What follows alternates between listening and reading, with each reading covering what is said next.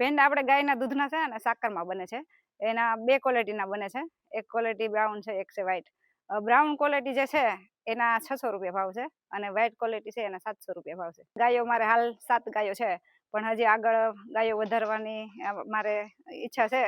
હા, અને પ્રોડક્ટ પણ મારી કંપની પોતાની એ બનાવવાની છે, કારણ કે કપિલા બ્રાન્ડ નામથી મારી આ ગાયનું નામ છે કપિલા, એ ઉપરથી મારી બ્રાન્ડનું નામ છે કપિલા બ્રાન્ડ.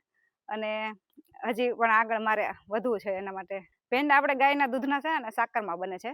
એના બે ક્વોલિટીના બને છે. એક ક્વોલિટી બ્રાઉન છે, એક છે વ્હાઈટ. બ્રાઉન ક્વોલિટી જે છે એના 600 રૂપિયા ભાવ છે અને વ્હાઈટ ક્વોલિટી છે એના 700 રૂપિયા ભાવ છે.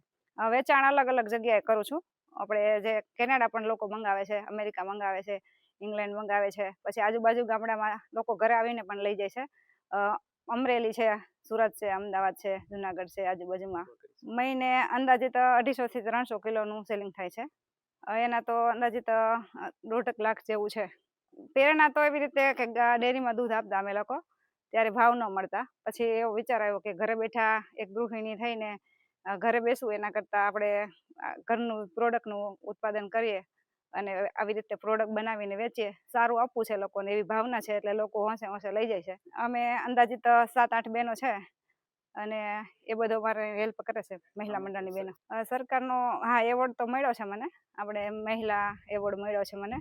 કપિલા બ્રાન્ડ પેંડા વર્ષાબેન રૈયાણી બનાવે છે, તે અમને હેલ્પમાંથી બોલાવે છે, તે વેચાણ કરે છે વિદેશમાં, સુરતમાં, અમદાવાદમાં, જુનાગઢમાં, અમરેલીમાં, આજુબાજુના ગામમાં. અને તે 7-8 ગાયો રાખે છે. બધાને ઘરે બેઠા ગૃહ ઉદ્યોગ કરવો જોઈએ એમ અમે પણ ગૃહ ઉદ્યોગ કરી છીએ. પાપડ બનાવી છીએ, ચીઝ સ્ટીક બનાવી છીએ.